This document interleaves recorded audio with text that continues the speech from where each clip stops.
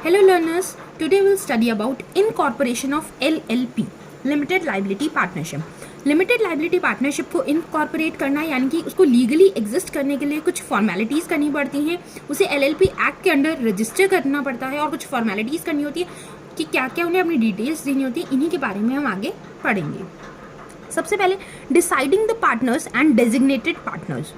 Second, obtaining directors identification number DIN and digital signature. Third, checking the name availability and registered office. Fourth, drafting of LLP agreement. Fifth, filling of incorporation document. And last, the sixth one, certificate of incorporation.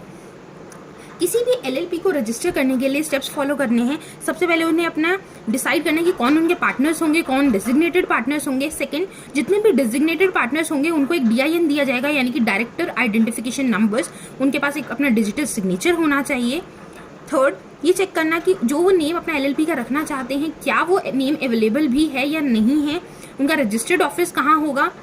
Next, drafting of LLP agreement. LLP agreement आपस दोनों partners के बीच में agreement करना, उसके बाद उनकी incorporation के लिए डॉक्यूमेंट फाइल करना और फाइनली उस डॉक्यूमेंट को जब रजिस्टर हो जाए तो सर्टिफिकेट ऑफ इनकॉर्पोरेशन हासिल करना ही LLP के सारे प्रोसीजर्स में हम करेंगे।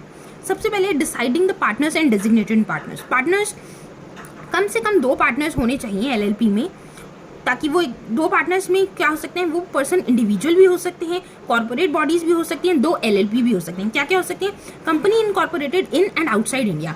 कौन कौन पार्टनर बन सकता है। सबसे पहले तो हो गया कि कंपनी जो कि इनकॉर्पोरेटेड है या तो इंडिया में या इंडिया के बाहर। दूसरा, LLP इनकॉर्पोरेटेड इनसाइड इंडिया और outside the India. Third, individual resident in and outside India. Resident मतलब इंडिविजुअल भी हो सकते हैं, ऑलरेडी LLP भी LLP फॉर्म कर सकती है और कंपनी भी मिलकर LLP फॉर्म कर सकते हैं। Designated partners. डेजिग्नेटेड पार्टनर्स होते हैं जिनके नाम प्रोवाइड किए गए हैं कब, जब हमारी LLP फॉर्म हुई है। फॉर्मेशन के टाइमिंग पे इनकॉर्पोरेशन डॉक्यूमेंट्स में ही जो पार्टनर्स के नेम आए हैं वो हमारे डेजिग्नेटेड पार्टनर्स होंगे। जितने भी लिमिटेड लाइबिलिटी पार्टनरशिप होती है उसमें 2 डेजिग्नेटेड पार्टनर्स होने जरूरी हैं और 2 में से एक पार्टनर ऐसा होना चाहिए जो कि रेजिडेंट ऑफ इंडिया हो। ये LLP की कुछ कंडीशंस में है।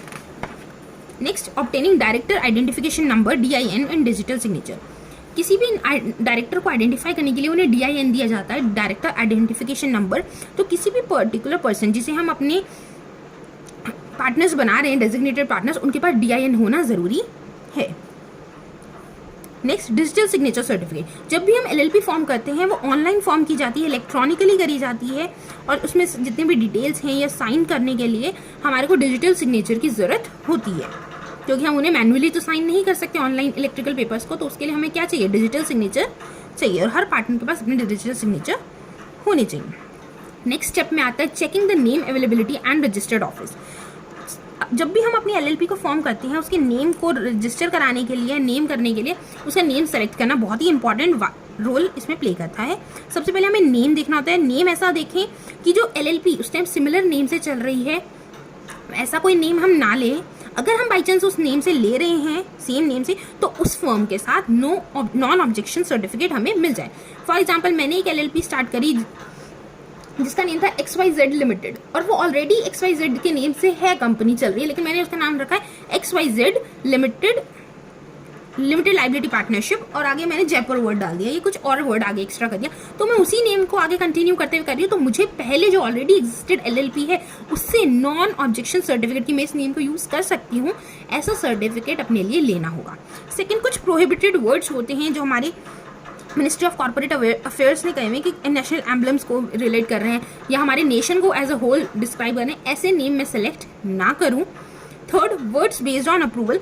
कुछ नेम्स हमारे को ऐसे होते हैं जिनके अगर अपने नेम में हम रखना चाह रहे हैं, अपने LLP के नेम में रखना चाह रहे हैं, तो उसके लिए हमारे पास SEBI, RBI या जो प्रिस्क्राइब्ड इंस्टीट्यूशंस हैं उनकी परमिशन लेनी ज़रूरी होती है। और names reserve for foreign LLP और कंपनीज। जो कुछ नेम्स ऐसे हैं जो कि फॉरेन LLP या फॉरेन कंपनीज को ही अलाउड है, वो नेम इंडियन कंपनीज नहीं ले सकती है। इसी का ही नेक्स्ट पार्ट आता है हमारा रजिस्टर्ड ऑफिस। पहले से ये डिसाइड करना कि मेरा LLP का रजिस्टर्ड ऑफिस कहाँ पर होगा, जितने भी मेरी स्टैट्यूटरी रिकॉर्ड्स हैं, बुक्स ऑफ अकाउंट्स हैं, वो कौन सी जगह पर अवेलेबल होंगे, कहाँ पर मेरा रजिस्टर्ड ऑफिस होगा, ये सारी डिटेल्स पहले से ही डिसाइड करनी होती हैं। उसके बाद आएगा हमारा LLP अग्रीमेंट। LLP का एग्रीमेंट जो होता है वो पार्टनर्स के इंटरेस्ट में होता है, और उसको जो आपस में एग्रीमेंट हो रहा है, दोनों पार्टनर्स या जितने भी हमारे पार्टनर्स हैं वो डिसाइड करके आपस में एग्रीमेंट कर रहे हैं, वो हमारा LLP एग्रीमेंट हो जाएगा।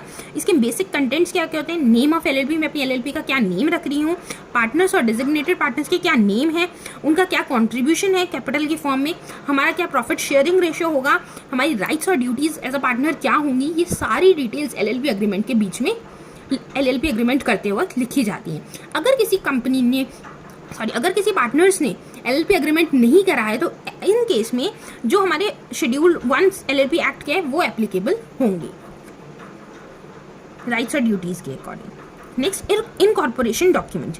जब भी एक LLP फॉर्म की जाती है, उनकी इनकॉर्पोरेशन के लिए कुछ डॉक्यूमेंट्स फाइल किए जाते हैं। क्या क्या डॉक्यूमेंट्स फाइल करे जाते हैं LLP के?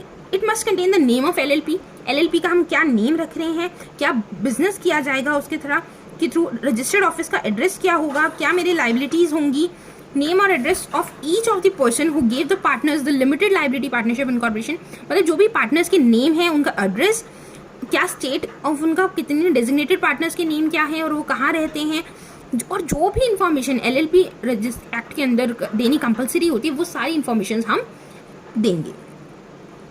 इनकॉर्पोरेशन बाय रजिस्ट्रेशन, और जब रजिस्ट्रेशन में मैंने अपने सारे डॉक्यूमेंट्स फाइल कर दिए हैं उनके बाद 14 डेज के अंदर इनकॉर्पोरेशन डॉक्यूमेंट्स को देखते हुए LLP के नाम पर एक इनकॉर्पोरेशन सर्टिफिकेट इशू किया जाएगा, जिसके थ्रू ये मान लिया जाएगा कि मेरी LLP एग्जिस्टेंस में आ चुकी है। तो रजिस्ट्रेशन करने के क्या क्या फ़ायदे होते हैं हम ये पढ़ेंगे। जब रजिस्ट्रेशन हम कर लेंगे, एज अ मेरी LLP जो है रजिस्टर हो चुकी है, एग्जिस्टेंस में आ चुकी है, तो उसके पास ये फ़ायदा कि वो दूसरी कंपनी के किसी और के अगेंस्ट लॉ के में सूट फाइल कर सकती है, या अपने अगेंस्ट में भी उसको के ऊपर केस हो सकते हैं। वो अपने नेम पर इमूवेबल, मूवेबल, टैंजिबल और इनटैंजिबल एसेट्स परचेज कर सकती है या खरीद सकती है। उनकी अपनी एक कॉमन सील हो सकती है अगर वो ऐसा करना चाहते हैं, और अगर कोई भी एक्ट्स या कोई भी प्रॉफिट्स उन्हें एज अ एक्ट के अंदर मिलेंगे रजिस्ट्रेशन के अकॉर्डिंग, तो वो सारे राइट्स उन्हें प्रोवाइड किए जाएंगे।